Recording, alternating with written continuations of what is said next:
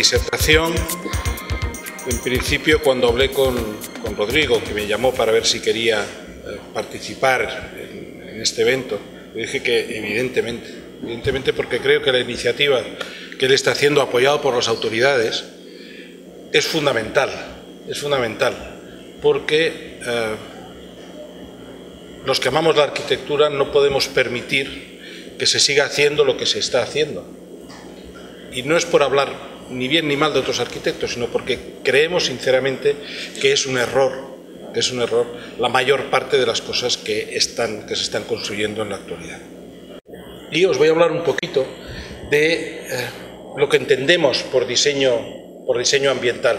Voy a retomar muchas de las cosas que la doctora López de Asiaín y el mismo Rodrigo ya nos han dicho, pero les voy a dar la óptica que tenemos nosotros desde nuestra Escuela de Arquitectura en Barcelona.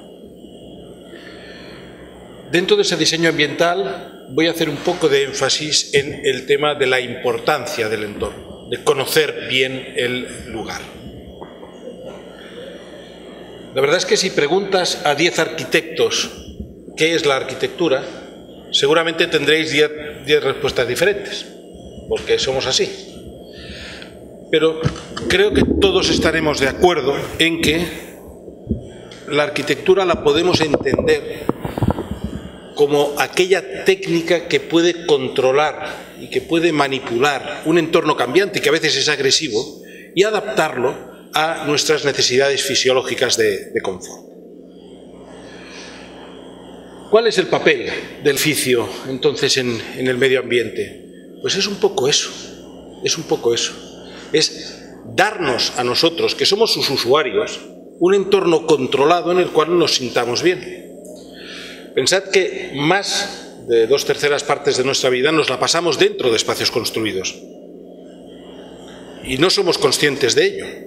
Y nosotros somos animales creados para el exterior.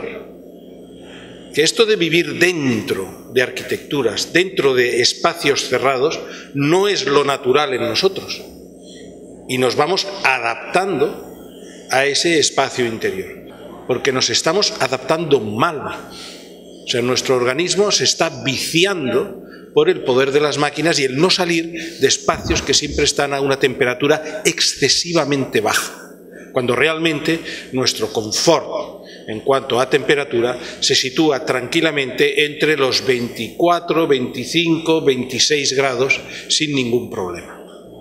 Y más en una región climática como la suya. Bueno, ahora tengo que decir como la nuestra, ya que soy de aquí, voy a hablar ya con propiedad. Es absurdo el depender de unas máquinas para conseguir un ambiente que realmente la arquitectura puede conseguir por sí misma en la mayor parte de las ocasiones.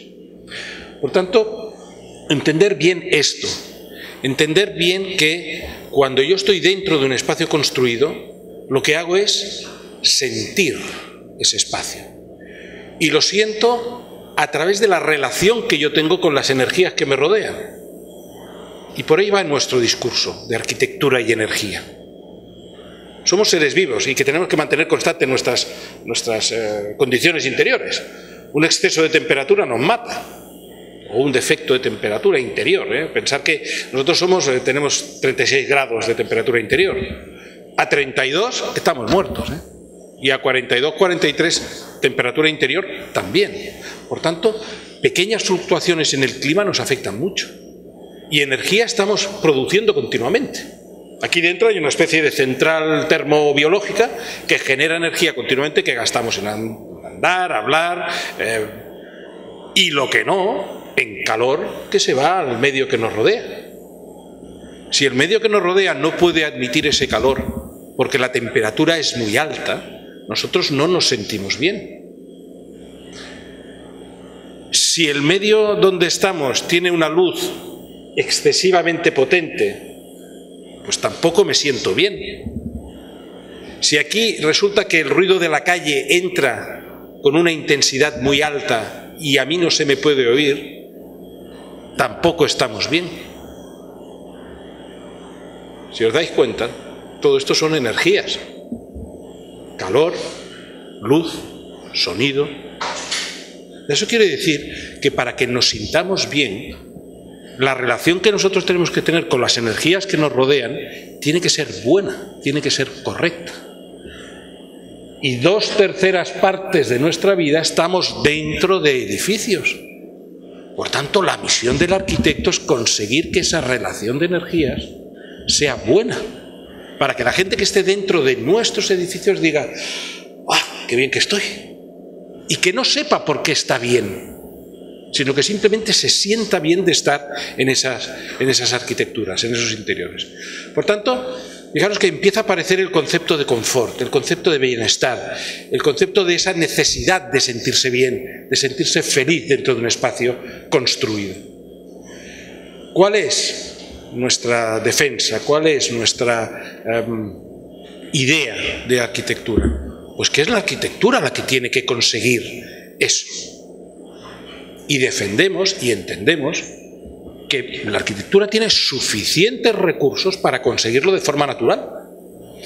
Y aquí es donde yo, aquí veis un poco una representación de que todo es arquitectura, desde la defensa de un medio agresivo hasta la perfección absoluta.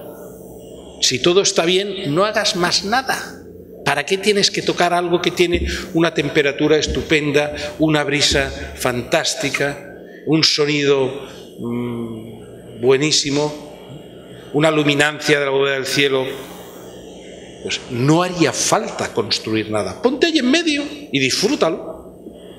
Pues una hamaca que simplemente tiene un cobertizo que te da sombra para que el sol no te dé directo, que no tiene inercia térmica y por tanto tu calor se evapora perfectamente, que la puedes mover un poco y aumentas la convección, esa sensación de frescor que produce el aire en movimiento.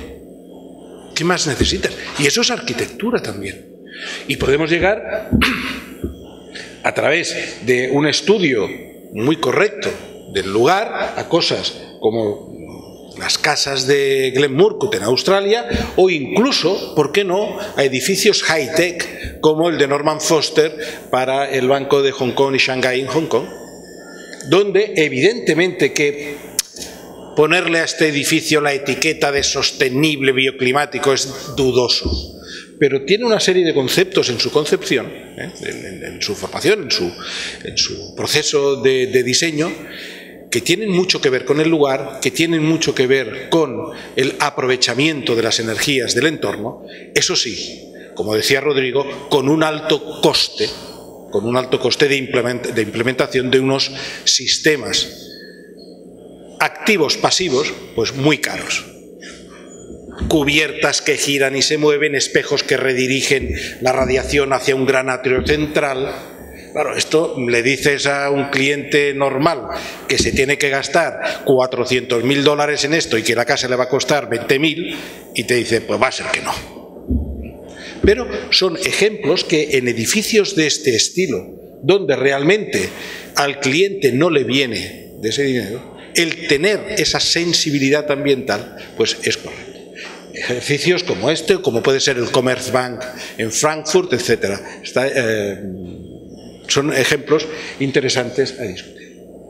Yo lo que quería proponer es crear un poco de debate, a raíz también de lo comentado por María, de que cuando hablaba del ahorro, de la importancia del ahorro energético y tal. Bueno, pues yo diría que el planteamiento de la arquitectura con el medio ambiente, de esa relación de la arquitectura con el medio ambiente, no debe de basarse pura y duramente en el ahorro de energía. A pesar de que aquí estamos defendiendo eso, pero lo digo para que pensemos todos un poco. No debe de basarse solo en el ahorro de energía, no debe de basarse solo en los materiales. Y reconozco que son dos temas muy importantes. Creo que debe de basarse en conseguir el confort de nuestros usuarios. Debe de basarse en conseguir ese bienestar. Y lo conseguiremos a través de sistemas naturales. Y además, si utilizamos bien esos sistemas, da la casualidad de que el daño colateral es el ahorro de energía. conseguiremos ahorrar energía, que es lo que parece que a todo el mundo le preocupa, pero primero habremos conseguido el confort de nuestros usuarios. Los edificios no solo deben mejorar las condiciones ambientales para que la gente esté bien, sino que además deben de también tener en cuenta el entorno donde está en el medio y no tienen que dañar ese medio. Evidentemente es imposible que un edificio no dañe el medio donde está, porque de entrada ya se implanta, ya excavamos una cimentación, ya hacemos unos movimientos de tierra, ya tiene un impacto ambiental. Lo que tenemos que intentar es que ese impacto sea lo menor, el menor posible, lo más pequeño posible. Podríamos hacer un símil con la ecología de los sistemas naturales y decir, hombre, un árbol recibe energía solar, crea su propio clima interior, facilita la vida de especies animales entre sus ramas, etcétera, y tiene una relación con la tierra a través de los nutrientes de la tierra. ¿Por qué no un edificio puede hacer lo mismo? Evidentemente no vamos a construir árboles. Venga, vámonos como los Robinson Crusoe a vivir. No. Vamos a hacer edificios, pero que tengan ese sentimiento, esa sensibilidad con el entorno. Es decir, voy a aprovechar todo aquello que yo necesito de las energías que tengo en mi entorno. Luz, sonido, clima, pero voy a aprovecharme de eso y voy a defenderme de lo que entiendo que no es tan bueno. Nunca hay cosas malas, sino que hay cosas que necesito más y cosas que no necesito tanto. Aquí tenemos cantidad de radiación solar, pero vamos, para aburrir. ¿Es malo? No, es buenísimo. Lo que pasa es que tenemos en exceso. ¿Qué hay que hacer entonces? Pues aprovechar un poquito porque me interesa iluminar bien, me interesa poder calefaccionar mínimamente en según qué épocas del año o según qué horitas del día, pero sobre todo me interesa protegerme del resto de radiación que no me interesa, porque me sobrecalienta mi edificio. Bueno, pues voy a interpretar la arquitectura un poco como eso, como un conjunto de filtro, barrera y conector que me va a aprovechar las cosas que están bien y va a intentar protegerme de aquellas que yo considero que no necesito. Comentario de abajo de la diapositiva. Necesito conocer el lugar. Y ya vamos introduciendo un poco el tema del que acabaremos hablando, la importancia del lugar siempre que estoy hablando de un diseño ambientalmente correcto. Necesito conocer ese lugar. Si yo planteo desde un punto de vista muy simple los conceptos fundamentales de un correcto diseño ambiental, deberíamos de entender ese proceso como una relación entre lo que es el programa, y nosotros añadimos una palabra, voliciones. Suena raro, poner necesidades. Las necesidades que tiene nuestro cliente de satisfacer.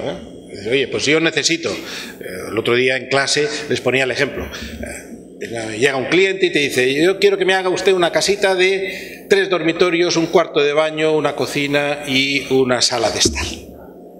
Pero, mire, yo soy informático, necesito muchísima concentración porque me dedico a hacer programas para tal empresa y no me tiene que molestar nadie. Tú tomas nota. El programa son los 3 dormitorios, el cuarto de baño, la cocina y la sala de estar. Sus necesidades, las voliciones que pone la diapositiva, es esa necesidad de tener un espacio tranquilo, aislado, que permita concentración, que no reciba energías exteriores ni incidencia de ningún tipo del resto de la casa. Sale ese cliente y entra el siguiente. Entran los segundos y dicen, mire, yo quiero que usted me haga una casa de 3 dormitorios, un cuarto de baño, una cocina y una sala de estar. Pero mi mujer y yo, mi pareja y yo, pues nos gustan los críos, nos gusta tener una relación con ellos, que todos los espacios se interconexionen, que desde la sala de estar podamos ver bien el dormitorio de los chavales, cómo están jugando, cómo... Los dos tienen el mismo programa, ¿eh? 3 dormitorios, un cuarto de baño, una cocina y una sala de estar. Pero seguro que ninguno de los que estáis aquí le haréis la misma casa al informático o a esta pareja que os ha encargado esta segunda residencia. Fijaros, importantísimo conocer cuáles son las necesidades reales de nuestro cliente. Y eso lo tenemos que hacer siempre en un lugar, en un sitio donde ya existen cosas, donde ya hay edificaciones, donde ya hay una temperatura, unos vientos, una radiación solar, un lugar. Esto, por fuerza, se tiene que relacionar con lo que le envuelve. Y esta relación tiene que ser buena, porque si no, este edificio será una porquería, no funcionará. ¿Quién es el encargado de que esto funcione? Es el proyecto. Y aquí es donde nosotros tenemos que empezar a cambiar un poco esa concepción que teníamos hasta ahora del proyecto. Que estamos en la escuela y para nosotros el proyecto es, me ha dicho el profesor que tenemos que hacer un edificio de viviendas. Y ya, tomamos el lápiz y venga, vamos a... No. El proyecto no empieza ahí. El proyecto no empieza tomando el lápiz para empezar a dibujar. El proyecto tiene que empezar conociendo muy bien el lugar, conociendo muy bien las preexistencias, porque si no las entendemos podemos hacer auténticas porquerías, como está pasando en la actualidad. Ese proyecto, evidentemente, podemos hacer muchas estrategias. La que defendemos nosotros es esta. Una estrategia de diseño ambientalmente correcto, que se base en sistemas bioclimáticos, que ya los explicó María al principio de este conversatorio, cuando hablaba de sistemas activos, sistemas pasivos, por tanto no voy a repetir lo mismo. Pero se trata de intentar aprovechar al máximo las energías naturales que tenemos en el entorno, porque la arquitectura puede hacerlo. No es una impedida que necesita una silla de ruedas, pobrecita, no, al contrario. Tiene una salud de hierro y puede y debe de aprovecharse de todo lo que le rodea. Estas estrategias de diseño fundamentalmente ahora las desarrollaremos con un poquito más de detalle, pero básicamente son estos 4, podríamos llamar, niveles. Un primer nivel microclimático, donde analizamos el entorno y estudiamos la ubicación y cómo podemos corregir el entorno. Luego veremos unas características generales del edificio, siempre a nivel muy global, muy de concepción general del edificio. Las características específicas que están ligadas, porque son las mismas, pero simplemente vamos a introducirle la orientación, que es algo fundamental. Y por último, hay un último nivel que sería el de los sistemas especiales, que son aquellas muletas, se dice así, muletas, uno que va cojo y necesita un bastón, ¿vale? Son esas muletas que ayudan al edificio a caminar, pero que son cosas muy puntuales, mejoran puntualmente algunos de sus funcionamientos. Sistemas especiales lumínicos para mejorar la iluminación natural, esas botellas que me han fascinado en la cubierta, conductos de sol, etc. O sistemas térmicos de captación o de protección a la radiación o de tratamiento del aire para conseguir unas mejores condiciones, pero son sistemas muy puntuales. Desde el punto de vista entonces de las preexistencias, que es de lo que vamos a desarrollar hoy un poco más, vemos que entenderemos como preexistencias todos aquellos datos previos al proyecto que existen en el lugar.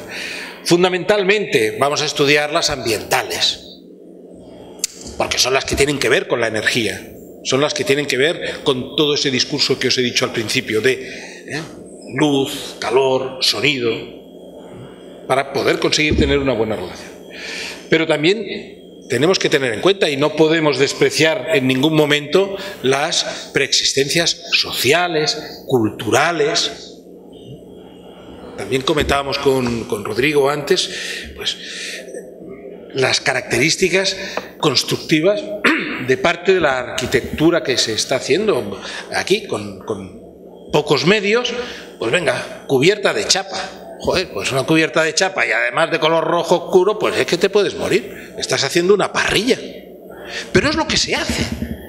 Es la cultura que hay, pues vamos a intentar conocer esa cultura, ver cómo podemos mejorarla, etcétera. Sin negarla, necesitamos también conocer esas cosas. Si hablamos entonces ya de esos conceptos de diseño arquitectónico, ambientalmente correcto, veremos los 5 temas: ubicación, corrección del entorno, forma general, piel, interior del edificio, que, como os he dicho antes, están englobados en varios niveles. Vuelvo a retomar unas palabras de María del principio. Esto es una forma de hacer, no es el catecismo. No es, señores, tienen ustedes que hacer el nivel 1, el nivel 2, el nivel 3. No se trata de esto. Esto es una forma de ordenar un proceso de diseño que, si la sigues, te equivocas poco. Luego, a base de haber hecho proyectos, a base de haberte equivocado, haber aprendido de los errores y tal, estos niveles ya se funden, ya se confunden, ya no está tan claro el nivel 1, el nivel 2, porque ya lo has asumido, ya lo has aprendido. Pero los que os estáis iniciando en este mundo, es fundamental que al menos tengáis una guía a la que sepáis que os podéis coger, la podéis seguir, y que si esa escalera la vais subiendo paso a paso, sin saltaros ningún escalón, seguramente llegaréis al final de esa escalera en unas condiciones buenas. Eso quiere decir, llegaréis al final del proceso de diseño con un diseño ambientalmente correcto, sin haber cometido errores de bulto, desde el punto de vista de las energías.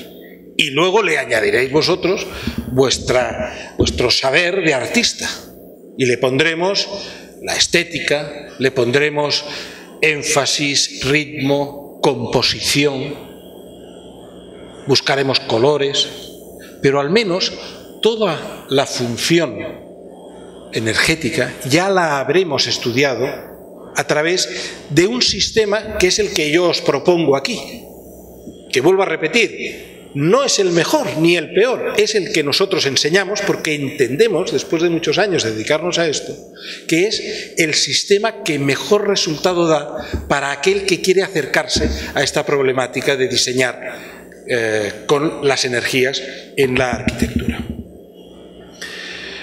Ubicación, pues es poner bien el edificio,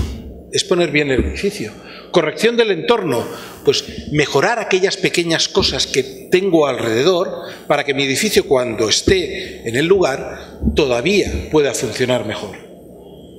Forma general, pues aquí lo que simplemente vamos a ver es la capacidad que va a tener mi edificio de poderse relacionar con el entorno, más o menos.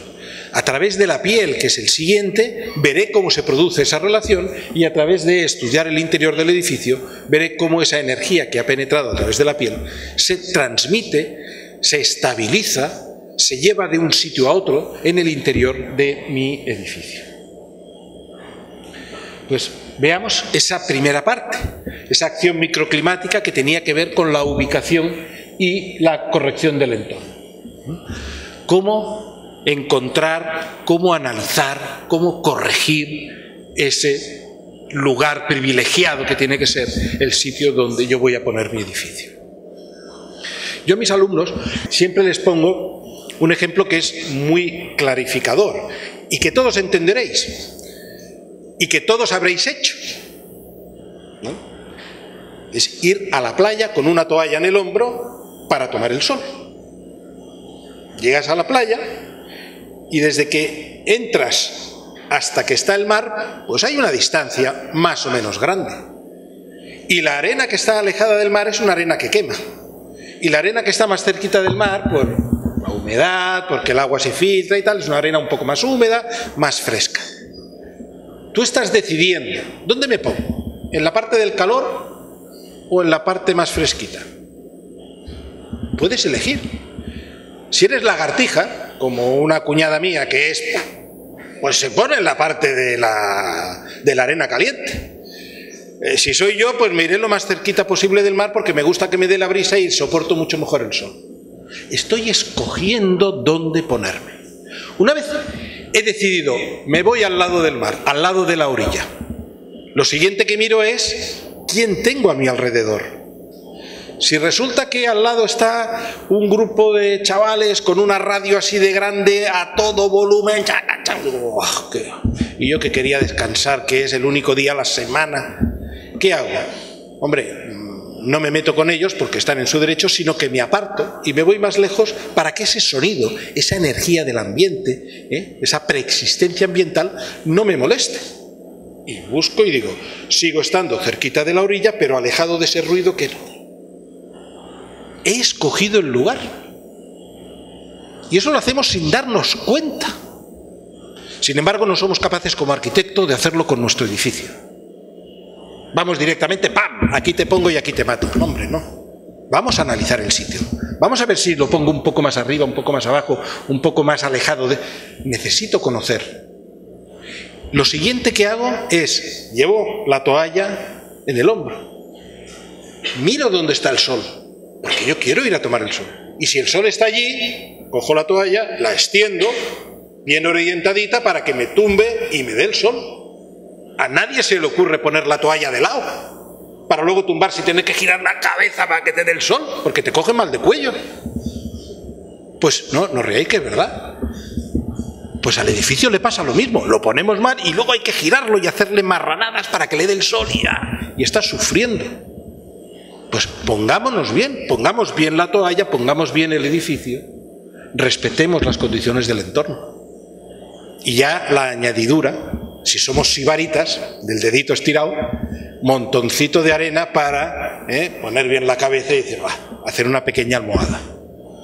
Quitar aquellas piedrecitas que te molestan porque te la estás clavando. Y eso lo hacemos cuando vamos a tomar el sol. Eso es corrección del entorno. Eso es mejorar el sitio para que yo, cuando tome el sol, lo tome mucho más cómodamente. Eso es mejorar el sitio para que cuando yo ponga mi edificio pueda funcionar mucho mejor desde el punto de vista ambiental. Arquitectónicamente hablando, ya lo han comentado tanto Rodrigo como María. Se trata de mejorar con pequeñas intervenciones. Aquí es muy fácil, porque aquí hay que crear sombra. Tenéis un clima que necesita pocas cosas para que la arquitectura funcione bien. Nosotros, María y yo, venimos de otro clima, mucho más al norte de donde estáis vosotros, en latitud 38, 37, y Barcelona está a 40 y poco. Bueno, es un clima mediterráneo, templado, agradable, pero con muchas variables. Nosotros tenemos 4 estaciones al año.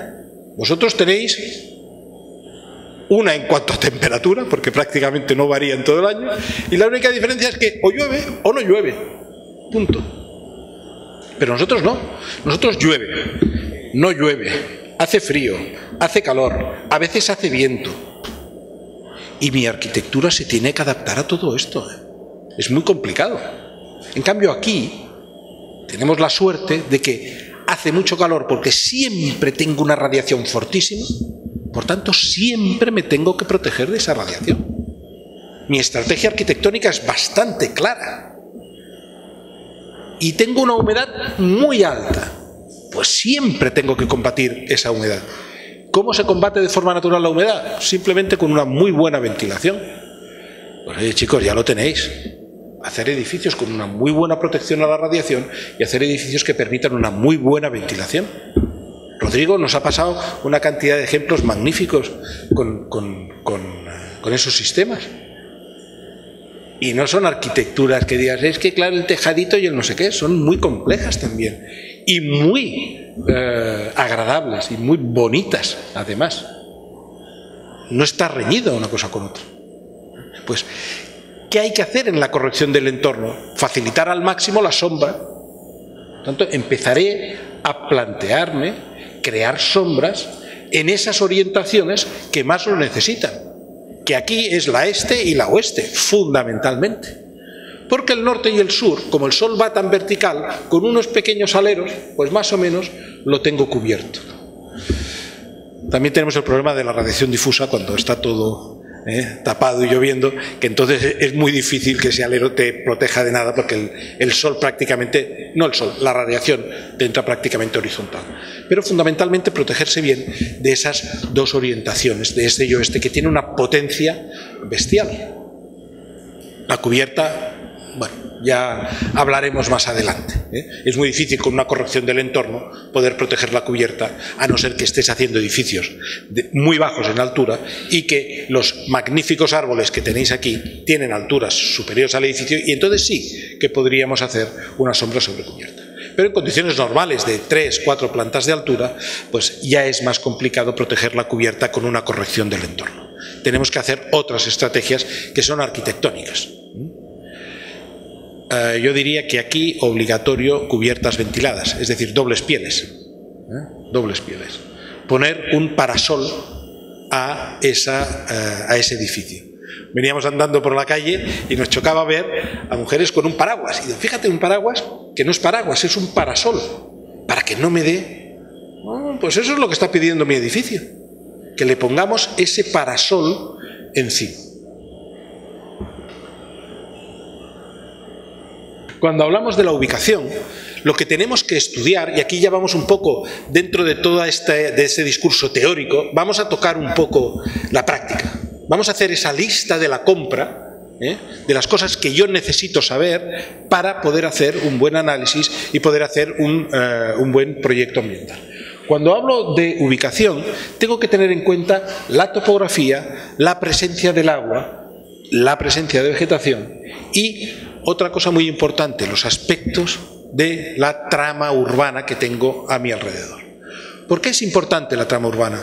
Porque no es lo mismo construir en un casco antiguo con calles estrechas que en un ensanche con calles más anchas, rectas, con una direccionalidad muy clara, que en una ciudad jardín de muy baja densidad. No es lo mismo construir en David, que es una ciudad baja. Es una ciudad que a mí me sorprende, porque pocas ciudades hay que el 80% o el 70% de sus edificios sean de una planta o de planta más uno. Que cuando ves aquel hotel donde hemos comido o otro que tiene 4 plantas, te sorprende diciendo, joder, un rascacielos. Un rascacielos de 4 plantas, pero como si lo fuera, porque en comparación con todo lo que hay alrededor, ¿vale? Pues construir aquí es muy diferente que irse a Ciudad de Panamá, a Punta Paitilla o Punta Pacífico, donde las torres tienen de 40 plantas para arriba y entre una y otra apenas hay 10 metros de distancia. Que cuando las ves en la lejanía dices, ¿qué edificio más grande? Y dice, no, es que son 10 que están muy juntos. Es muy difícil construir allí y poder aprovechar la energía solar, porque es que no te llega. Hay que tener muy en cuenta los aspectos de la forma urbana a la hora de construir. Si hablamos de topografía, analizar la altura relativa, no la altura que marca el nivel. No, estoy a 300 metros sobre el nivel del mar. No, a mí lo que me interesa es a qué altura estoy yo respecto de todo lo que me rodea. Yo estoy a 300 metros, sí, pero el vecino está a 310, cuidado, está a 10 metros más alto que yo. Y en función de donde esté, me puede producir obstrucciones, me puede proteger a lo mejor de un viento que no necesito porque es demasiado fuerte, me puede proteger a lo mejor de un ruido porque actúa como barrera. Es importante analizar esa altura relativa. Por tanto, iros con el cuaderno de campo al lote que os han asignado y hacer ese análisis de estudio sobre qué cosas tengo alrededor y qué altura tienen respecto a dónde estoy. Importantísimo también la pendiente del terreno. La pendiente del terreno es la que me va a dar la orientación. La orientación, que es el tercero. Este es el caballo de batalla. Podríamos hacer una prueba. ¿Dónde está el norte? Y aquí ahora podemos estar 30 personas, 40. Y seguro que tenemos al menos 10 nortes diferentes. Porque todos, sí, hombre, el norte, al lado contrario que el sur. Y sales del paso. Pero dime exactamente dónde está el norte aquí. Y unos empezarán que si por allá, que si por allá, que si por aquí. Sí, sí. Uno dice por aquí, ¿quién está de acuerdo? Y ya verás como hay 3 o 4 que dicen, no, no, está un poco más. O sea, es fundamental saber dónde está el norte. Porque nuestra arquitectura, si la queremos hacer bien, desde el punto de vista ambiental, desde el punto de vista de las energías, saber dónde está el norte es fundamental, porque tenemos que orientar nuestro edificio, y ya lo ha dicho Rodrigo, en ese eje este-oeste, con fachadas pequeñitas al este y al oeste para que no reciban mucha incidencia y abriéndose tranquilamente a esas dos orientaciones de norte y sur. Pues hay que saber dónde está ese norte. Cuando hablamos del entorno, no me quiero dejar nada porque yo voy apuntando de vez en cuando alguna frase que se me ocurre. Pensar que en este primer nivel de microclima, de ubicación y entorno, esto es proyectar, Vuelvo a insistir, esto es ya proyectar. Oh, es que yo todavía no he dibujado el edificio. ¿Y qué? Pero pensar que las decisiones que tomáis en estos niveles no se pueden corregir después, y son las que más influencia tienen en el funcionamiento ambiental del edificio. Si yo le doy la espalda al sol, después ese sol no va a poder entrar. Si yo le doy la espalda al aire bueno que necesito para bajar la humedad, después ese aire no va a poder entrar. Y son decisiones de cómo me coloco. Después, si me coloco bien, ya decidiré si mi ventana es más grande, más pequeña, un poco más alta o un poco más baja. Pero al menos tengo la posibilidad de poner esa ventana. Pero si me he puesto mal, da igual que ponga la ventana porque el aire no va a entrar. Por eso son decisiones que hay que tomar con mucha cabeza y estudiando muy bien el lugar. Cuando hablamos del entorno, fundamentalmente lo que estamos planteando es poner o quitar barreras. Poner o quitar barreras, pues oye, sé que está mal visto, pero a lo mejor habrá que cortar un árbol porque es... Pero bueno, no lo cortes, intenta trasplantarlo o a cambio planta otro, intenta que al menos ese estadillo de árboles se mantenga. Aquí comentaba también Rodrigo el tema de que los árboles están siempre en parcelas privadas y es muy complicado tener un control sobre esa masa verde que es fundamental en las ciudades. Bueno, con el tiempo supongo que una normativa ambiental conseguirá corregir este defecto y poder preservar al menos la masa arbórea de la población. Pues cuando estamos hablando de corregir el entorno se trata de eso, se trata de poder poner 1 o 2 árboles que me hagan sombra. Aquí no es necesario refrigerar evaporativamente. ¿Por qué? Porque para eso el aire ya es tan húmedo que no es una estrategia buena utilizar agua. Pero en climas más secos, como los que tenemos nosotros, podemos bajar tranquilamente hasta 5 grados sin ningún problema la temperatura del aire, haciéndolo pasar primero por una balsa de agua.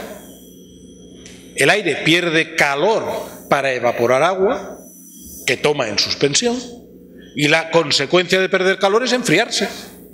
Baja su temperatura y sube su humedad, porque ese agua que se ha evaporado la lleva a él encima. Aire más frío y más húmedo, en un clima que es caliente y seco. Pues oye, fantástica esa corrección del entorno, de haber pensado en colocar una lámina de agua que con que tenga 10 centímetros es más que suficiente. No hay que hacer una piscina de 5 metros de profundidad. Simplemente es una lámina que tiene que tener una cierta extensión y que siempre tiene que estar entre mi edificio y el viento que viene hacia él. Porque si el viento viene de aquí, yo soy el edificio y la lámina de agua la pongo aquí atrás porque es más bonito por las vistas y tal, ya me dirás tú, ese viento, ¿cómo se va a enfriar? Siempre tienes que poner esa lámina de agua entre el edificio y el viento dominante. Y fijaros, se trata de cambiar, de mejorar lo que ya existe en el lugar, pero a nivel de pequeñas intervenciones. Siempre hablamos que la vegetación, ¡oh, fantástico la vegetación! 30 metros de bosque es una barrera acústica fabulosa. Bueno, pues como aquí hay una vía de tren, vamos a plantar 30 metros porque me ha dicho el profe que, joder, por 30 metros no voy a oír nada. Hombre, a ver, 30 metros no es una corrección del entorno. Dile a tu cliente que plante 30 metros de bosque por 200 metros de largo para que sea eficaz a lo largo de la vía del tren. Volvemos a lo de antes. La casita le cuesta $10.000 y plantar todo ese bosque le cuesta 200.000. Pues no es una corrección del entorno. Darán socio de honor de todas las organizaciones verdes, todo lo que quieras. Pero no se trata de esto. Estamos hablando siempre de pequeñas intervenciones. Acordaros, el proyecto empieza con la elección del lugar. Una vez hemos elegido el lugar, porque hemos visto las cosas que están bien, hemos hecho esa corrección del entorno, vamos a plantearnos cuáles son esas características generales del proyecto. Y lo vamos a hacer a través de tres conceptos fundamentales. Forma, piel e interior. Forma, piel e interior. La forma. Aspectos de la forma. ¿Qué conseguimos con la forma cuando hablamos de forma general del edificio? Pues la forma es la relación entre la piel y el volumen del edificio. Entre la piel y el volumen. Eso quiere decir que edificios muy compactos se asemejan mucho a una esfera, que es la forma geométrica que tiene mayor volumen con menor superficie. ¿Vale? Entonces, cuanto más compacto haga yo un edificio, menor superficie de piel tiene en contacto con el exterior. ¿Cuándo me interesa a mí un edificio muy compacto? Cuando el clima sea muy agresivo, cuando esté en mitad del desierto o en mitad del Polo Norte, porque hace un frío, unas temperaturas brutales. No quiero intercambiar energía con el exterior. No quiero tener piel de contacto con algo que me hace tanto daño. Por tanto, mi opción es hacer un edificio lo más compacto posible. Por otro lado, en sitios donde el clima es benigno, yo tengo una temperatura estable todo el año y tengo que ventilar mucho, oye, estírame el edificio, crea formas que una pueda hacer sombra sobre otra y tal, y para un mismo volumen tengo mucha más piel, estoy descompactando el edificio. Fijaros, todavía no he tomado el lápiz para dibujar y ya estoy tomando decisiones de proyecto. ¿Qué voy a hacer? ¿Mi edificio compacto o no? Aquí, en nuestro clima de aquí, lo tenemos claro. Vamos a intentar hacer edificios que no sean muy compactos y vamos a orientarlos bien en ese eje solar del que hablaba Ricardo, pero también intentando buscar con un pequeño margen de movimiento esas brisas, esos aires que me ayuden a ventilar el interior. Pensar que el sur, desde el punto de vista ambiental, no es el sur puro y duro, sino que admitimos más o menos 15 grados para un lado y 15 grados para otro, o sea, hay un cierto margen, y todo es sur, porque al fin y al cabo la diferencia de estar un poquito para aquí o un poquito para allá, en cuanto a energía recibida, es tan pequeña esa diferencia que es insignificante en el cómputo global del funcionamiento del edificio, y por tanto consideramos que es sur todo él. Bueno, pues vamos a decidir entonces esa forma, esa poca compacidad, dónde la ponemos, en qué orientación. Esbeltez, la relación entre la dimensión de la planta y la altura del edificio. Son edificios, los edificios que son esbeltos, son edificios que están más desligados del terreno, son edificios más expuestos a las energías del entorno, son edificios donde la piel está más cerca del interior, mientras que los edificios poco esbeltos son edificios más pegados al terreno, que tienen una mejor protección de los elementos ambientales que les rodean, no tienen tanta piel en altura de desprotección. De hecho, no hay un clima que justifique desde el punto de vista energético los edificios esbeltos. No hay ninguno que lo justifique. Si a mí me preguntáis, ¿tú harías un edificio de 40 plantas en...? No. Pero en ningún sitio. Si me lo pregunta un cliente le diré que sí, porque los honorarios del proyecto tienen que ser la leche.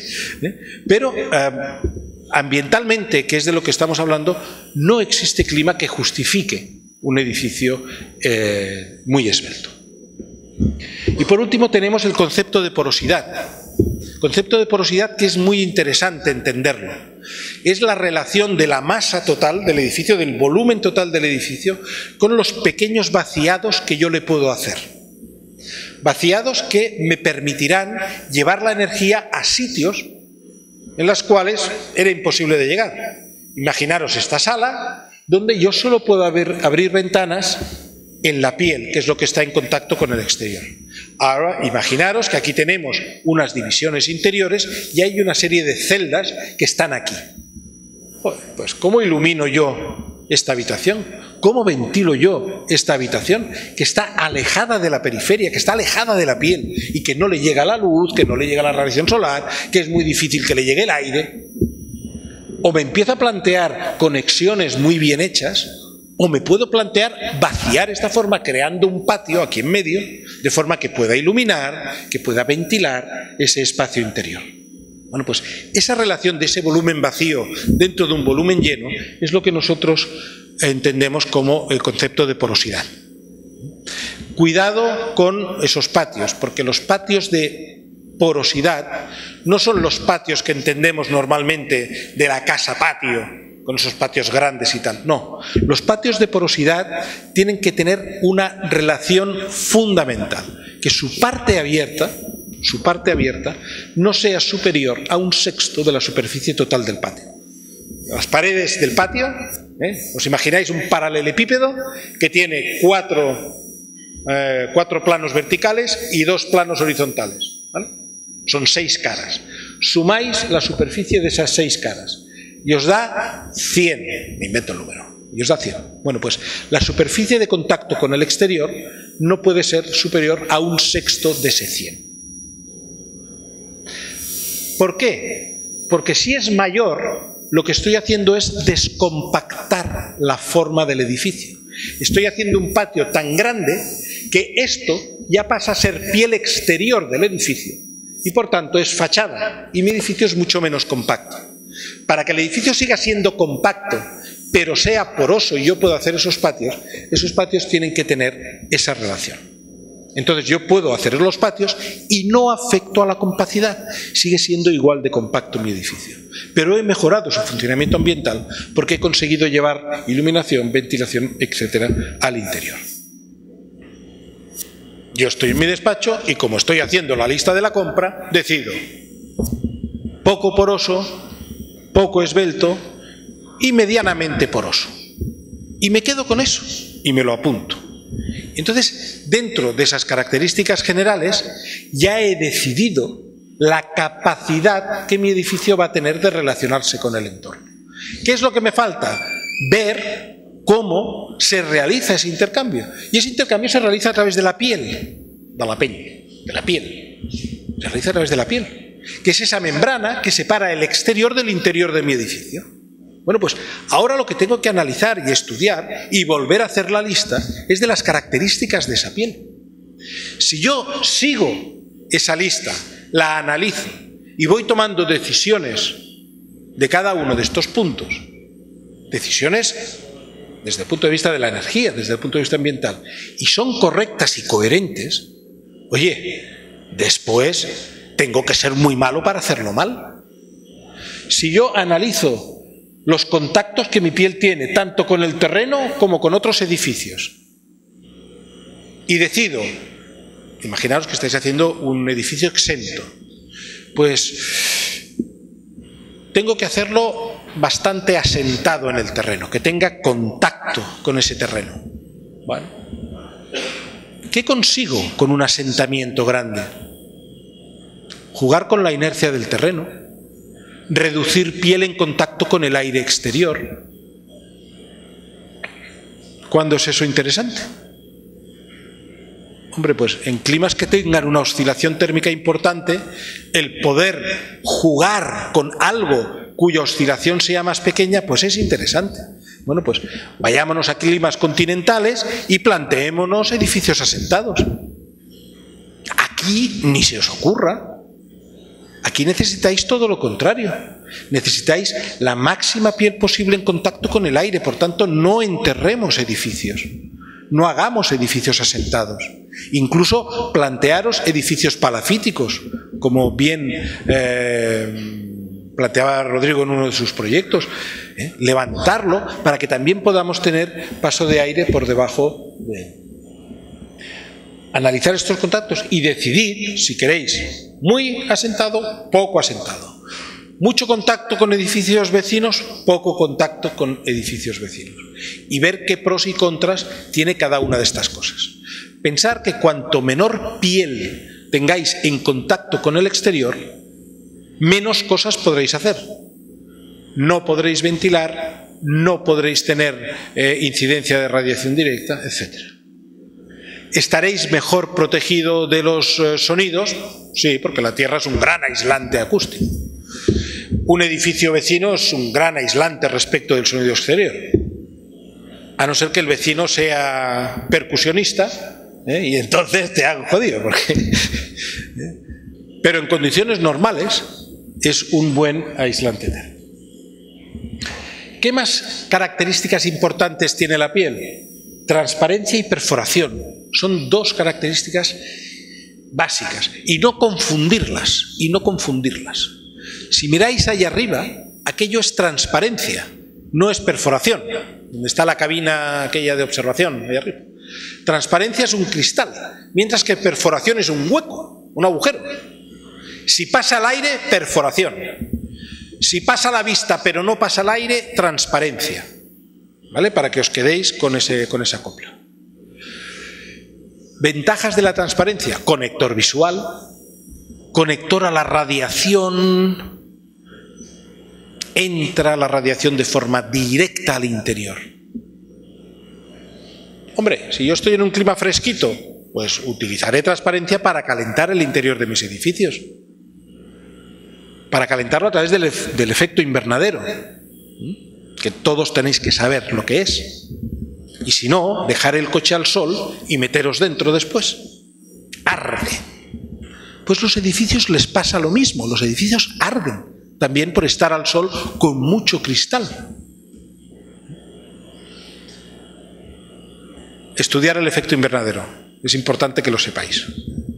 En otra charla os explicaré, pero si no, no tenemos tiempo. Bueno. Transparencia.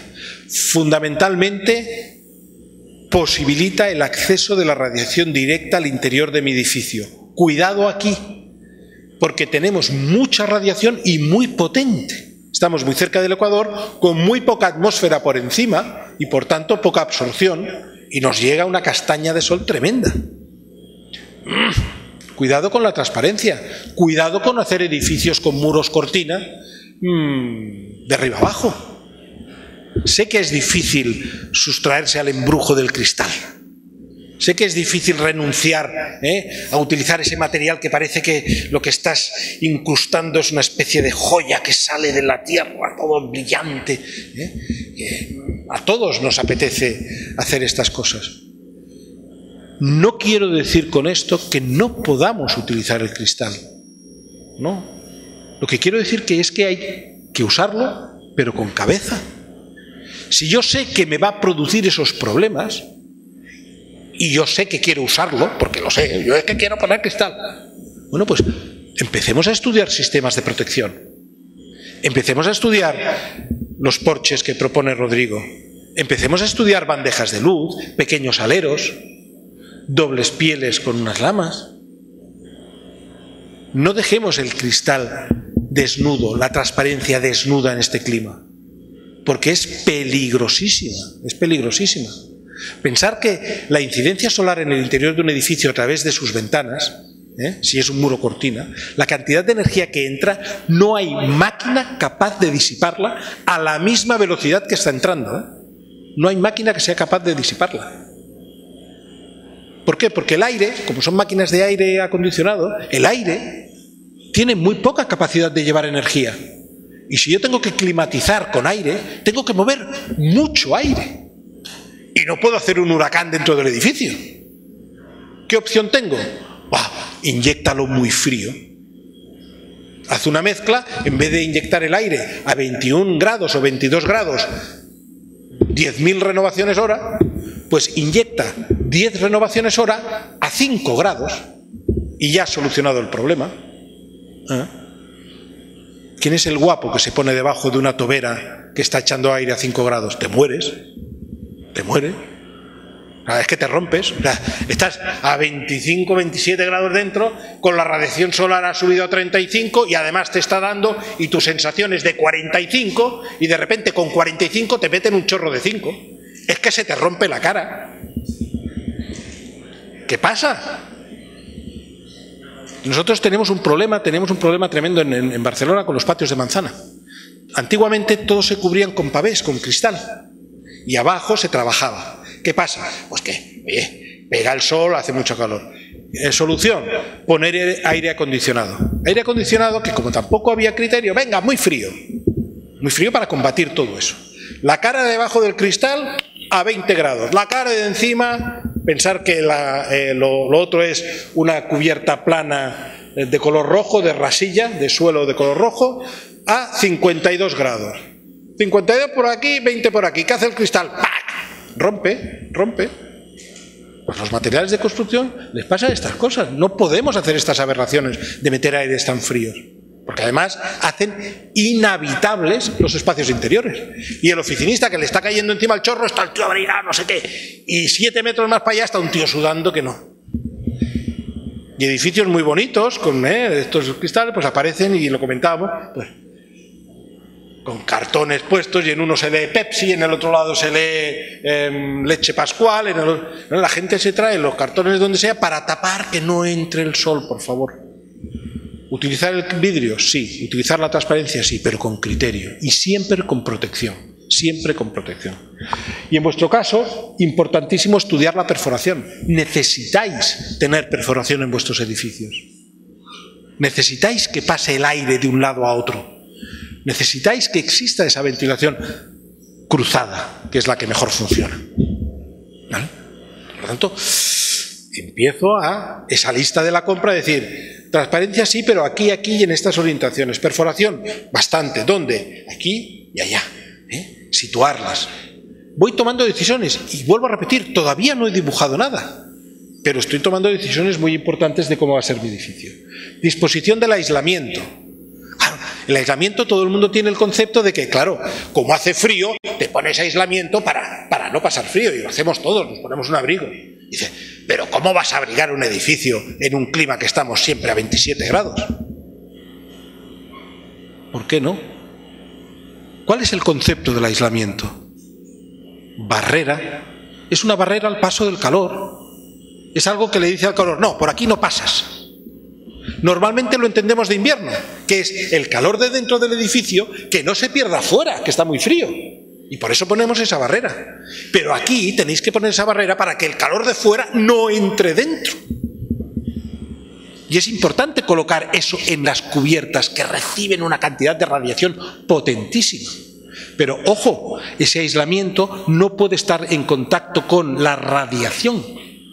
No puede estar en contacto con una losa o con un pavimento de color rojo, que ese pavimento aquí tranquilamente llega a los 70 grados. Porque no hay aislamiento que aísle 70 grados. ¿Lo entendéis? Lo que tenéis que hacer es esto, separarlo, ponerle la sombrilla al edificio, crear una cámara ventilada en esa cubierta. Una cámara ventilada que como mínimo yo diría entre 30 y 40 centímetros, ser un poco generosos, para que pueda moverse bien el aire, que haya una convección, y esa cámara tiene que estar abierta para que ese aire pueda salir. Entonces, debajo de esa cámara, encima de la losa de concreto que forma el último forjado, ahí sí que tenéis que poner el aislamiento. Entonces sí que es eficaz. ¿Vale? Pues plantearos esa posición. El peso. ¿Dónde me interesa que la piel sea más pesada, menos pesada? ¿Cuál es la característica fundamental o el leitmotiv de utilizar un edificio muy pesado? Fundamentalmente la inercia térmica. Es decir, utilizo el peso como una esponja que absorbe energía, se llena y después, al cabo de un tiempo, me la cede. Muy bien. ¿Y esto en qué climas interesa? Vale, en climas con fuerte oscilación térmica, en climas continentales. Pero aquí no tenemos eso. Aquí tengo 27 grados por la mañana y 24 grados por la noche, como mucho. O sea, tengo la misma temperatura. No necesito un almacén de calor para traspasar calor del día a la noche, porque uy, qué frío hace por la... No, aquí siempre hace calor. Por tanto, me permite hacer edificios ligeros. Me permite hacer edificios que tengan poca inercia. Siempre es bueno tener un poquito, Siempre es bueno tener un poco de inercia térmica. Sobre todo para absorber el exceso de radiación que se nos pueda colar, que entre dentro del edificio y que no tenga unas puntas muy grandes. Pero no es necesario hacer edificios pesados. Mirar la arquitectura vernácula. Son cabañas. Y además con cañas que pasa el aire por el medio, muy perforadas. Luego hay otras características como la textura, la lisura de la piel, que tienen poca incidencia desde el punto de vista ambiental, pero que también son características que tenemos que reconocer. La textura da igual que sea un poco más rugoso, un poco menos rugoso, ya es casi una cuestión estética. Pero la lisura, los entrantes y pequeños salientes que pueda tener la piel de menos de 1 metro, porque si no afectarían a la compacidad, pues eso sí que son importantes a tener en cuenta. Y yo aquí en vuestros edificios sí que me plantearía tener una piel con entrantes y salientes, porque cada saliente es una sombra que estoy haciendo. A lo mejor, en vez de hacer un alero muy grande que me tape toda una fachada, hago pequeños aleritos, pero muchos, que me van tapando pequeños trocitos de manera que toda la piel del edificio está protegida. Es una decisión como arquitecto que tomo. Pero fijaros en el impacto formal que esa decisión puede tener en la expresión estética del edificio. No digo ni que esté bien ni que esté mal, a lo mejor está fantástico. Pero son decisiones que estamos tomando a este nivel, a un nivel todavía de la lista de la compra. Yo llevo el carrito y estoy metiendo cosas. ¿Vale? Una pequeña reflexión. Realmente donde más ha evolucionado la arquitectura es en la piel.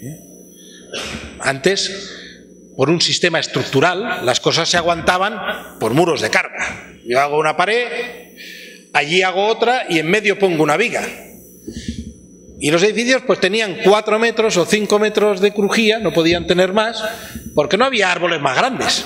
Bueno, aquí en el trópico lo mismo hacer un árbol enorme, pero donde yo soy hay un sistema constructivo que es diu las casas de cos. La traducción sería algo así como las casas de cuerpo. Y las casas de cos todas hacen entre 4 y 4,75, máximo 5 metros. Porque era la distancia máxima, porque era la viga más grande de madera que se podía hacer con el árbol de la zona. Y eran muros muy gordotes, sus vigas y tal. Bueno, pues esa piel de edificio que antes era masiva, maciza, que me daba inercia, me daba protección contra el ruido por la ley de masas y todo esto, resulta que ahora, hemos dicho, la tecnología moderna nos permite hacer fachadas de 5 milímetros si quiero. Un cristal de 5 milímetros, bueno, pongamos 8 milímetros, un 4x4 laminado para que no se nos rompa, como mínimo, ¿vale? Podríamos hacer esto. Lo que pasa es que si os dais cuenta, la entrada de esos muros cortina tan finitos han generado tantos problemas que ahora empezamos a hacer dobles fachadas, no sé qué, no sé cuántos, y tenemos fachadas realmente que entre el exterior y el interior pues vuelven a tener 80, 90, hasta 1 metro de grueso. No hemos ganado mucho en espacio, si lo analizamos fríamente. Pero ahí es donde sí que realmente ha habido un salto tecnológico potentísimo. Y ahora la piel de los edificios se convierte en lo que os decía antes, en un conjunto de filtros, de barreras, de conectores, que además pueden variar en el tiempo y se pueden adaptar a muchas condiciones. Yo tengo persianas, tengo cortinas, puedo abrir, puedo cerrar, puedo hacer muchas cosas que me permiten adaptarme a climas diferentes. Y por último, dentro de ese aspecto de la forma general del edificio, tenemos la parte del interior. Interior donde hay una serie de características que también tengo que analizar. La compartimentación. ¿Voy a poner muchas o pocas paredes? ¿Voy a poner muchos o pocos forjados en altura? Bueno, pues yo lo decido porque soy el arquitecto, tengo un programa, tengo unas necesidades de mi cliente y voy a analizar eso. Pensar que cuanto más compartimente el espacio, más fácil es controlar cada una de las celdas. Este es un espacio nada compartimentado, donde todas las energías pueden pasar libremente. Y si alguno de ustedes quiere concentrarse porque no sé qué, y yo estoy dando la lata, hablando, pues le estoy molestando, porque no hay nada que impide que el sonido le llegue. En un espacio único, en un loft, hoy que está muy de moda, vamos a hacer todo integrado, pues no hay control ambiental posible. Las cocinas americanas, integradas en el salón, que son muy bonitas porque hay una barra y al final, está muy bien para los norteamericanos, que no cocinan. Ensaladita César y las pizzas las encargan. Cocinan poco. Pero nosotros, María y yo, venimos de un país donde nos gustan los fritos. Freír las cosas con aceite. Y eso hace humo, grasas, olores. Esas cocinas americanas fantásticas, pues de repente se te llena la casa de olor a comida y dices, joder, ya estás otra... No te preocupes que voy a poner una hiper mega campana extractora que lo chupa todo. Hiper mega campana extractora que la más buena, la más potente son 60 decibelios que te están metiendo de zumbido. Venga. ¿Por qué no cierras la cocina y se acabó el problema? No, es que esa transparencia visual de unir los dos ambientes y crear un todo donde no hay un nada, esas empanadas mentales que nos montaban los arquitectos para justificar cosas, bueno, pues resulta que cuando quieres hacer eso, dices, no, ¿cómo voy a dividir? ¿Por qué no puedes dividir con un cristal? Que tienes esa conexión visual, te permite tener un único espacio, pero el vidrio es una barrera, la mezcla de aires. Y ya la grasa no sale, el olor no sale. Y tienes esa separación. Bueno, pues eso es pensar la arquitectura con criterios ambientales. Utilizar los materiales que tienen que usarse sin negar esa calidad espacial que tú quieres conseguir. Pues empezar a plantearos esas cosas. Cuando hablamos de conexión, cuando hablamos de compartimentación, también tenemos que hablar por fuerza de conexión, ver cómo es esa conexión. Pensar que si yo estoy haciendo conexiones aquí y las ventanas están allá, que es la piel, yo tengo que llevar la luz de allá aquí. Si hago paredes totalmente opacas, la luz no va a pasar. ¿Por qué no puedo yo llevar, por ejemplo, unos tabiques hasta una altura razonable que garantice la privacidad del espacio, que no veas, y la parte de arriba que sea una... no me surt la paraula en català, una tarja, una tira de cristal. La luz pasa y tú estás protegido visualmente. Eso es un conector, estás conectando un espacio con otro para que una de las energías que tú quieres que te lleguen, que es la lumínica, te pueda llegar bien. ¿Por qué no puedo hacer yo puertas que lleguen hasta el techo? Donde la puerta de escala humana tenga sus 2,10, sus 2,5, un travesaño y encima otra, que yo esta puerta la puedo tener cerrada, privacidad no sé qué, pero la de arriba la puedo tener abierta para que pueda pasar el aire y puedo mantener esa ventilación permanente que es necesaria en este clima. Empezar a plantearos que aquí necesitáis conectar los espacios entre sí de forma que el aire pueda pasar, esa permeabilidad al aire. el tema del peso, el tema del color. El color, ambientalmente, hombre, decir, tema estético, ¿no? Sí. Pero pensar que desde el punto de vista de percepción del espacio es importantísimo. Nuestra mayor sensibilidad visual está en la parte del amarillo y casi verdoso, del amarillo. Si nosotros pintamos nuestros interiores de amarillo, pero de un amarillo especial, del amarillo albero, que es el amarillo de la tierra de las plazas de toros, de la maestranza, que es un amarillo un poco con un tono un poco anaranjado casi, pero es un amarillo. Resulta que con muy poca energía tendremos una muy buena respuesta visual. Veremos muy bien porque tenemos muy buena sensibilidad. Y además, como está en la franja cercana a los rojizos, estaremos creando ambientes cálidos. No ambientes fríos, aquello con un blanco, un acero, ¿no? Por tanto, para interiores de vivienda es un color muy agradable. Y es un color que tiene muchas ventajas ambientales. Analizar esas cosas cuando os planteéis el color de los interiores. Hemos hecho un repaso. Fijaros que hasta ahora hemos ido con el carrito al supermercado a comprar un poco de compacidad, un poco de transparencia, algo de aislamiento. Ahora ya tenemos los ingredientes para cocinar el plato. Y como todo lo que hemos comprado es bueno, porque lo habremos hecho bien, el plato por fuerza tiene que estar bien. Tiene que ser muy malo para estropearlo. Ahora ya tenéis las herramientas, ya tenéis los recursos. Ahora solo basta que ahora sí toméis el lápiz y empecéis a darle forma a todo eso que tenéis en el carrito de la compra. Y haréis vuestro edificio poco compacto, y haréis vuestro edificio muy perforado, y haréis vuestro edificio con muy buena protección a la radiación, y haréis vuestro edificio con poca transparencia. ¿Ya veis? Pero fijaros, ya habéis tomado las decisiones ambientales correctas. ¿Vale? Dentro de unos años, cuando esto lo hayáis repetido varias veces, ya no iréis a hacer la compra. Porque ya sabréis lo que necesitáis, no tenéis que ir a ver en los estantes. Eso ya lo tendréis aprendido. Y seguramente todo este discurso ya no lo necesitaréis. Pero ahora que estáis empezando, es una muy buena forma de entender el proceso y es una muy buena forma de acometer un proyecto cometiendo pocos errores ambientales.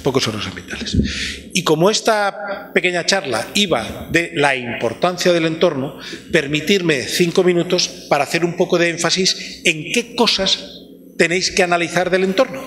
Así como hemos visto qué tenéis que analizar de la forma, la piel, el interior y todo esto, vamos a ver qué necesitáis saber del entorno. Pensar, recordar lo que os he dicho al principio, el proyecto empieza aquí, empieza conociendo el lugar. No empieza dibujando las paredes y una distribución, y aquí voy a poner la cama, y aquí... No. Eso es muy al final, muy al final. El proyecto empieza conociendo el lugar. Bueno, pues lo que tenéis que tener muy claro son qué características ambientales existen en el entorno donde yo estoy.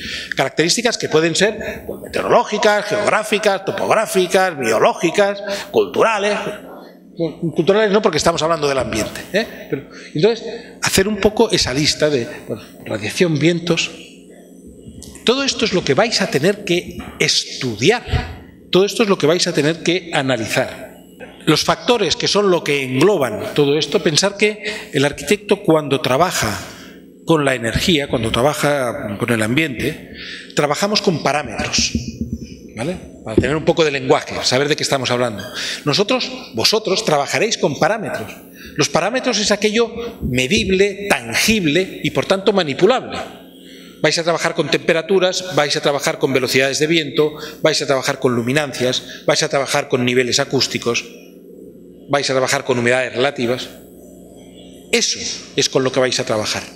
Son cosas que podéis manipular, podéis subir o bajar la temperatura, mover el aire más rápido o más lento, etc.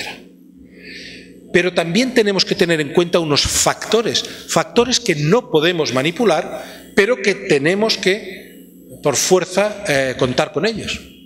Factores que pueden ser de tipo fisiológico. Yo no puedo decir, no, yo voy a diseñar mi edificio para gente que pese menos de 70 kilos. Porque los que pesan más de 70 kilos, como tienen un metabolismo diferente, aquí van a pasar calor y no. no, tú no puedes hacer eso. No puedes manipular esos factores. No puedes obligar a la gente que vista de manera diferente, que haga una actividad diferente, etc. Tú solo puedes trabajar con los parámetros, pero los factores los tienes que tener en cuenta. Bueno, pues esos factores que aquí serían de tipo geográfico, fijaros que todo esto que está aquí condiciona los parámetros de trabajo, condiciona la temperatura, condiciona la velocidad del viento, condiciona la humedad, etc. Pero son cosas que yo no puedo tocar. Yo no puedo tocar la latitud. Ya me gustaría a mí decir, oye, como este clima es del demonio, vamos a correr la latitud de Panamá y nos lo vamos a llevar unos 20 grados hacia el norte. Pues va a ser que no. Yo me tengo que morir con mis 8 grados de latitud. No lo puedo tocar. Tengo que trabajar con ello, pero no puedo manipularlo. Pues lo mismo pasa con la relación tierra-agua, con la topografía, etcétera, etcétera. Entender bien estas cosas, estudiarlas bien, porque son las que os van a dar las pistas de cómo es el lugar. Otra cosa importantísima también es la escala. ¿A qué escala tenemos que trabajar cuando hablamos del entorno? Cuando hablamos de analizar esas energías para ver si mi edificio lo pongo bien o lo pongo mal. Los arquitectos trabajamos con escalas pequeñas en número pero grande el dibujo. Trabajamos a escala 1,20, escala 1,50, escala 1,100. Mientras que los urbanistas trabajan con unas escalas 1,5000, 1,10000, escala mucho más grandes, porque el territorio requiere otra dimensión y requiere otro análisis. Al territorio no le importa que el junquillo de la ventana haga 1 centímetro por 1 centímetro. Al territorio le importan otras cosas. En cambio al edificio sí que le importan ese detalle. Cuando hablamos de energías, ¿dónde nos paramos? ¿Nos vamos al macroclima? ¿Nos vamos a lo que nos dice el telediario? En Panamá mañana lloverá. Joder, pero es que Panamá es muy grande. A mí me interesa Chiriquí. Bueno, pues me voy a las noticias locales. En Chiriquí mañana lloverá. Bueno, pero es que yo estoy en David, no estoy en Boquete. Y me voy al local. Pues en David mañana lloverá. Bueno, sí, pero es que yo estoy en este barrio y no en aquel. Voy acotando. ¿Y cuántas veces en una ciudad, en un lado llueve y en el otro hace sol? En un lado hay más temperatura y en el otro hay menos.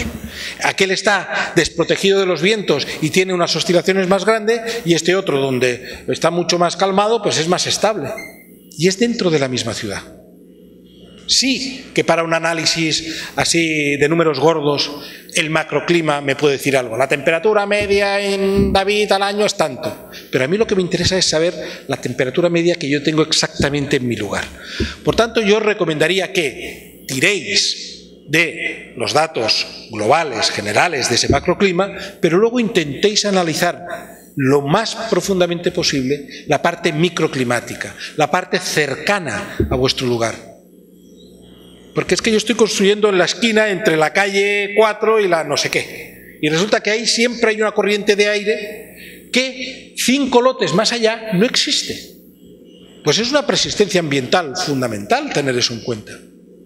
Aunque el régimen de vientos general de la ciudad sea otro. A mí el que me interesa es el que yo tengo en mi microclima. Por tanto, tenéis que analizar bien esas cosas. Ya es muy cortito, acabo rápido. Entonces, lista de la compra para analizar el entorno. Esta de aquí abajo. Esto es todo lo que tenéis que estudiar. Si queréis hacer bien los deberes. Tenéis que estudiar la radiación solar, el asoleo. Tenéis que haceros con la carta estereográfica del lugar donde estáis construyendo. Es fundamental, porque nos va a decir dónde viene el sol, qué altura tiene el sol, qué incidencia tiene en cada una de las fachadas, y me lo va a decir para cada día del año, para cada estación y para todas las horas de recorrido solar. Bueno, pues si yo sé que estas dos orientaciones me dan demasiada energía, pues voy a protegerme. Si sé que esta otra orientación es la que con el sol más vertical, pues tengo una buena relación con el entorno desde el punto de vista radiante, pues voy a aprovecharla. Necesito saber eso. Fijaros, con un buen estudio de la radiación solar, yo ya estoy tomando decisiones fundamentales de proyecto. ¿Vale? Si estáis trabajando en pendiente, en ladera, pues, y podéis escoger. Otra cosa es que muchas veces el arquitecto no tiene la potestad. de decirle a su cliente, no, esto es muy malo, cómprate otra cosa. No, yo me he comprado esto y es lo que tengo, ¿vale? Y tengo que morir con eso, ¿vale? Pero si se puede escoger, no os situéis en una ladera que esté orientada a este, o no os situéis en una ladera que esté orientada a oeste, si podéis evitarlo. Porque la radiación que recibe eso, y además que se está poniendo más perpendicular a ella, os achicharraréis. Intentar buscar laderas que estén orientadas a sur o incluso a norte, a través del análisis de la radiación solar y de la dirección del sol, ya estáis tomando decisiones de cómo poneros. La temperatura del aire, fundamental saber cuál es la media, pero también es muy importante saber las puntas, máxima y mínima, para saber qué variabilidad hay de esa temperatura. Si tenéis mucha variabilidad, os va a obligar por fuerza a trabajar con una arquitectura que tenga inercia térmica. Si tenéis poca variabilidad, podéis hacer arquitecturas ligeras. Otra decisión importante, solo mirando una característica ambiental como es la temperatura. Humedad relativa, ¿qué os voy a decir? Pues, cuanto más alta sea la humedad, peor confort térmico tengo, porque no puedo sacar el calor por evaporación, porque el aire está tan saturado de agua que no admite más agua. Bueno, pues entonces lo que tengo que ver es, si tengo humedades muy altas, tengo que favorecer al máximo la ventilación. Pues si me tengo que ubicar en algún sitio, me iré lo más arriba posible. Lo más arriba posible para estar lo más desprotegido posible de los vientos. Y entonces, en esa ladera que yo ya he decidido colocarme a sur, no me pondré abajo que tengo el aire más húmedo, me pondré casi en la cumbre, o en la cumbre directamente. Cuidado si los vientos son muy fuertes, que tendré que hacer una corrección del entorno para bajar esa velocidad. Pero tendré que ir a buscar ese viento que me permita la ventilación. Volver a daros cuenta de la decisión tan fundamental que estáis tomando solo porque estamos hablando ahora de la humedad relativa. Todas estas preexistencias, todas estas características ambientales me tienen que obligar a actuar de una manera correcta para que mi edificio funcione bien. Movimiento del aire, los vientos, metros por segundo, ¿qué dirección tiene? Tenéis que ver cuál es el viento dominante, cuál es el viento más frecuente, el que está soplando el 60, el 70% de las veces. Porque aquí, como tenemos que ventilar sí o sí, es el viento que necesito. A mí no me vale un viento que sopla una vez al mes o una vez cada 15 días. No, porque el resto de los 14 días, ¿qué hago? Yo tengo que buscar el viento que esté soplando casi siempre y tengo que hacer un buen análisis para saber cuál es. Pero también me interesa la velocidad de ese viento. Porque si ese viento dominante es de 50 km por hora, pues que nadie abra las ventanas para ventilar. Porque se nos va el peluquín, los papeles, vuela todo. Entonces tendremos que intentar hacer una corrección del entorno para bajar la fuerza de ese viento y poder aprovecharlo para ventilar. Otra decisión de proyecto, hablando solo de la velocidad del viento. Temas como pureza del aire, es un tema más ambiental que no de clima, pero es importante, el famoso CO2 o el monóxido de sulfuro, que es la famosa lluvia ácida que maltrata mucho las piedras, sobre todo las calcáreas, las va deshaciendo con el tiempo. Lluvia, pues la precipitación. Aquí no tenemos que hablaros de lluvia porque nacéis, vivís y morís con ella. Por tanto, ya sabéis lo que es. Pues a mí me sorprende ver edificios con cubiertas planas en este clima. No, las cubiertas tienen que ser así para que el agua se me vaya afuera.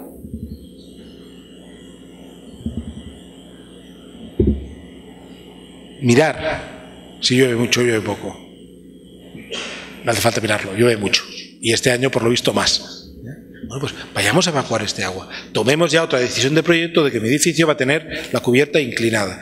Y como no quiero que vuele mucho porque tal, lo que voy a hacer es una cubierta inclinada, pero en el siguiente piso voy a hacer otro alero inclinado, en el siguiente piso. Y empiezo a reproducir arquitecturas vernáculas que tienen varias cubiertas. Sonido, otra preexistencia importante que tenéis que estudiar. Tenéis que ir al lugar, ver dónde están las fuentes sonoras, la dirección, de dónde me viene el sonido y poder medir el nivel acústico. Niveles acústicos exteriores por debajo de los 50 decibelios, 45 y tal, no os deben de preocupar. nos deben de preocupar porque la piel de un edificio, por mala que sea acústicamente, 40-45 decibelios te defiende bastante bien. Ahora, si tenemos 70, 85, 90, como puede ser el ruido que produce una calle con tránsito rodado intenso, cuidado, cuidado, porque eso me va a obligar a que la piel de mi edificio en esa orientación tenga que ser una piel acústicamente muy bien diseñada. Ahí no puedo tener discontinuidades en la barrera. Ahí no puedo decir, no, es que voy a poner una pared de plomo que no veas, y después hacer 4 ventanitas con un cristal fino. Porque el plomo no me servirá de nada, el sonido se me cuela por las ventanas que tienen un aislamiento acústico mucho más bajo. Tengo que conseguir una continuidad. Ah, ¿qué pasa? ¿Que entonces no voy a poder abrir, no voy a poder hacer ventanas? No, no estoy diciendo eso, sino que en esos casos plantéate utilizar vidrios dobles o triples y sobre todo plantéate crear dobles ventanas. Una ventana en la cara interior y otra en la cara exterior, con una zona absorbente aquí en medio. ¿Por qué no? Y estás mejorando muchísimo el aislamiento acústico y asemejándolo al de una pared, con lo cual ya tienes una cierta continuidad en ese aislamiento desde el punto de vista del ruido. Otra decisión de proyecto, y acordaros, todavía no estamos dibujando, pero estamos decidiendo muchísimas cosas de lo que tiene que hacer mi edificio.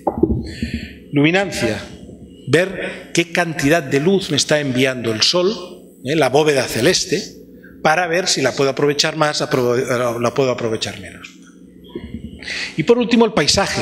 Paisaje que no es una característica climática, no es pero es fundamental para crear un buen ambiente en el interior del edificio. El poder estar sentado en el salón y tener esas vistas al volcán, porque es lo que yo quiero. Yo me he comprado esta casa porque estoy enamorado de ese volcán y quiero verlo. Bueno, pues ese paisaje es importante.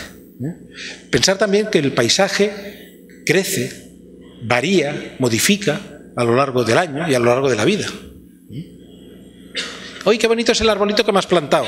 Y al cabo de 20 años se está cagando en todo porque el árbol le está destrozando la tal y hay que cortarlo. Bueno, los árboles crecen, el paisaje... No ríais que me ha pasado a mí, desgraciadamente, en una casa al lado de Corbera.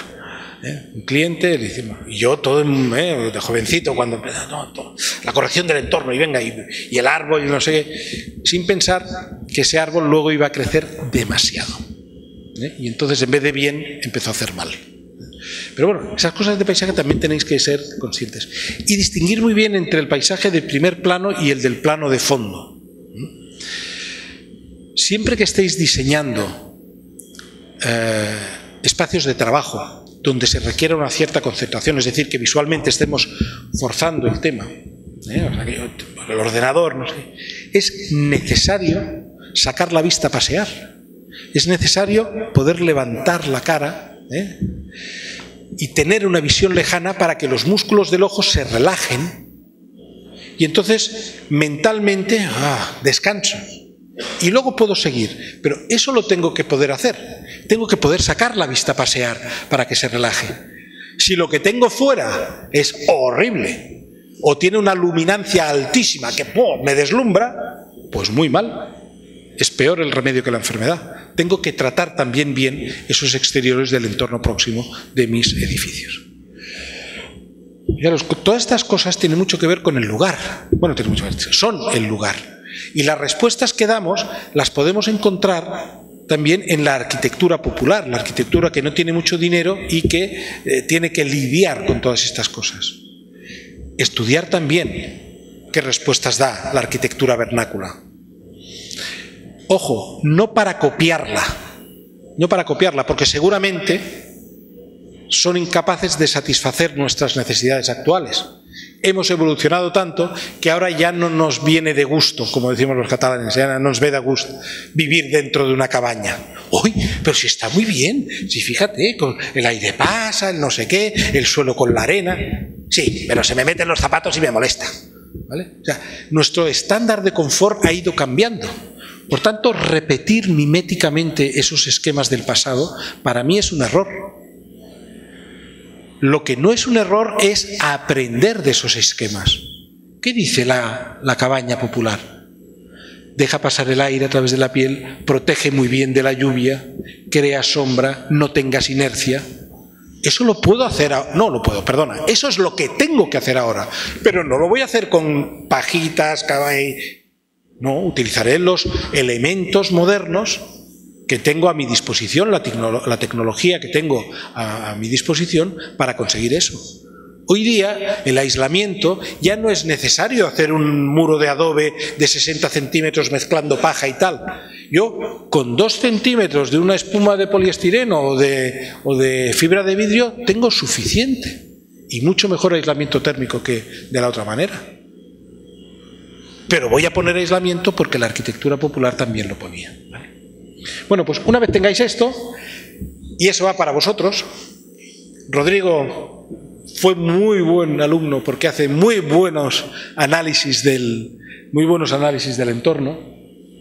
Intentar plasmarlo de forma gráfica, y de forma gráfica sobre el plano de emplazamiento.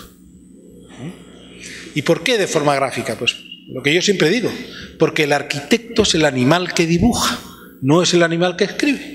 Entonces, vamos a dibujar de dónde viene el viento, vamos a dibujar el recorrido solar, vamos a dibujar de dónde me viene el sonido ese tan molesto, vamos a dibujar qué temperaturas tengo, si hace mucho calor o no, de manera que gráficamente yo entienda muy bien el lugar con ese plano de emplazamiento y pueda tomar decisiones. De, oye, pues mira, me tengo que poner aquí porque estoy cerca del mar, lejos del ruido. ¿Entendéis? Lo que hablábamos de ir a tomar el sol y poner la toalla, pues que sea fácil de entender.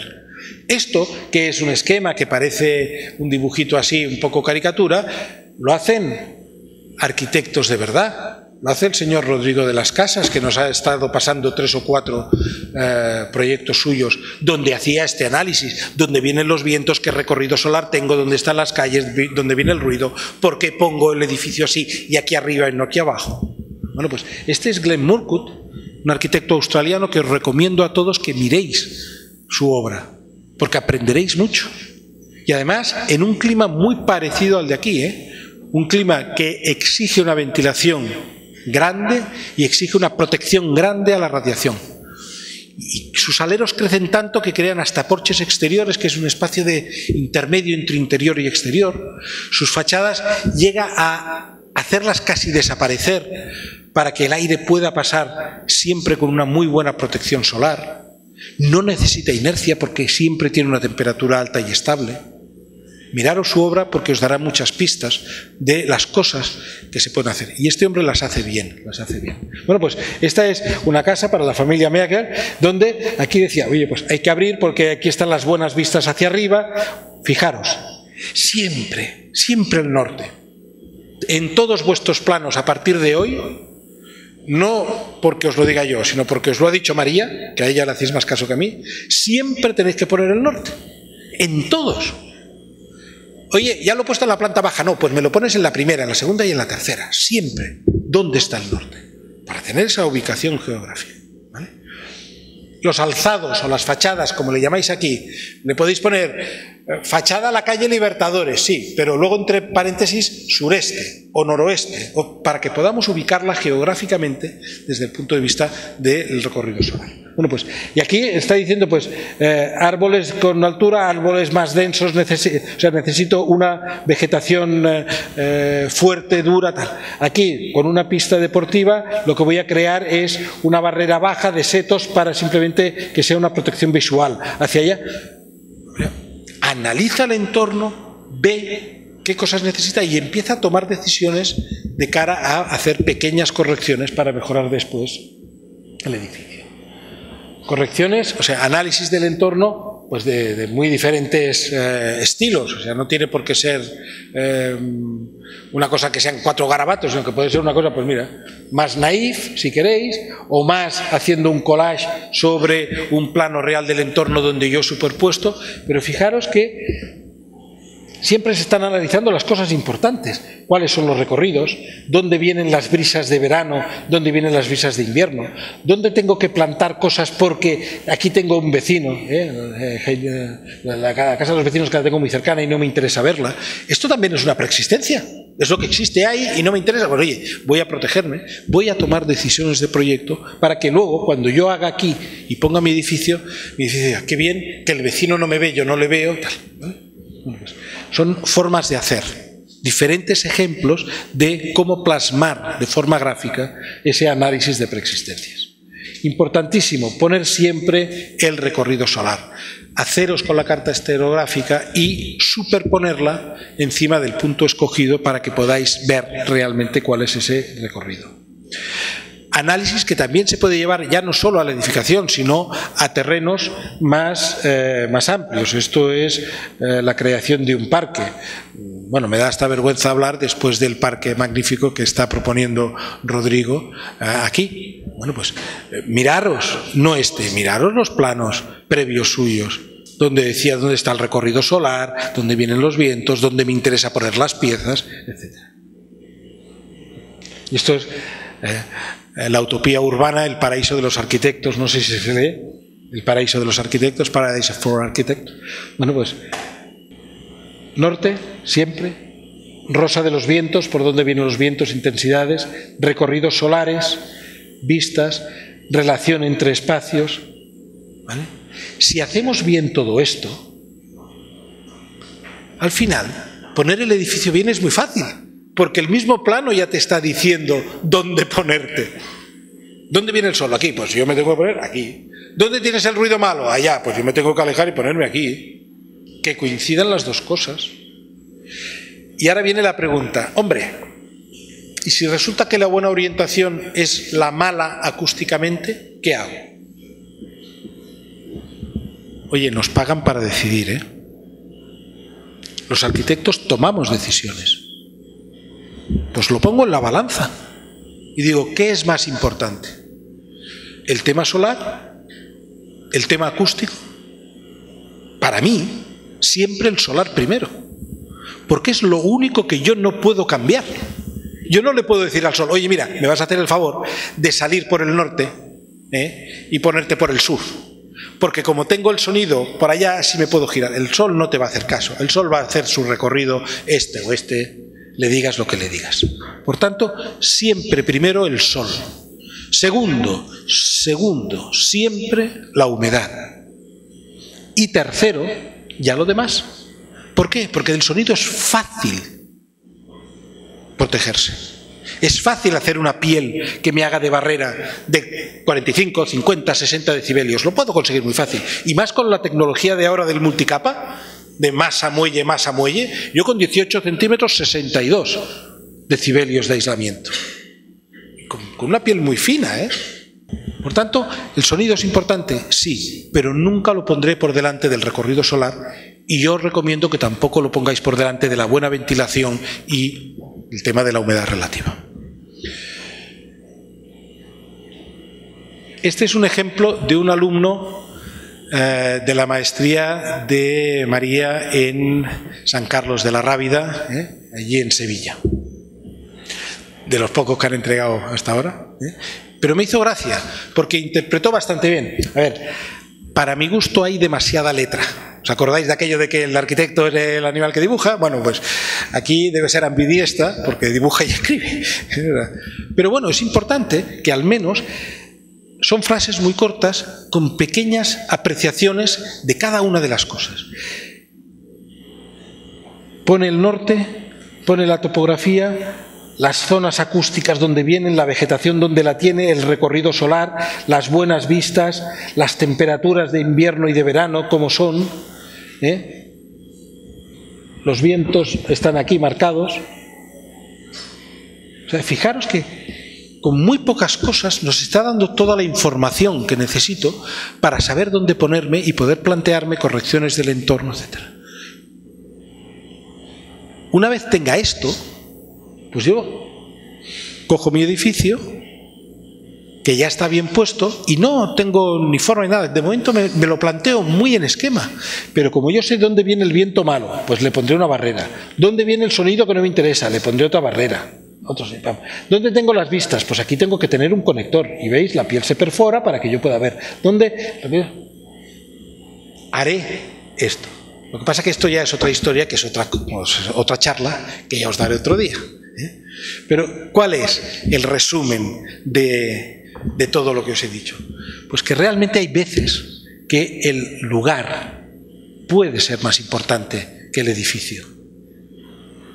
Y todo es arquitectura. Porque lo que hemos estado haciendo hasta ahora, de lo que hemos estado hablando hasta ahora, es de cómo manipular un entorno, de cómo manipular un lugar. Y eso es hacer arquitectura también. Y eso es hacer arquitectura. Por tanto, tener clarísimo que el estudiar bien el lugar no es un demérito, no es un menosprecio para el arquitecto. Al contrario, es el primer paso que tiene que dar para hacer un buen proyecto. Muchas gracias.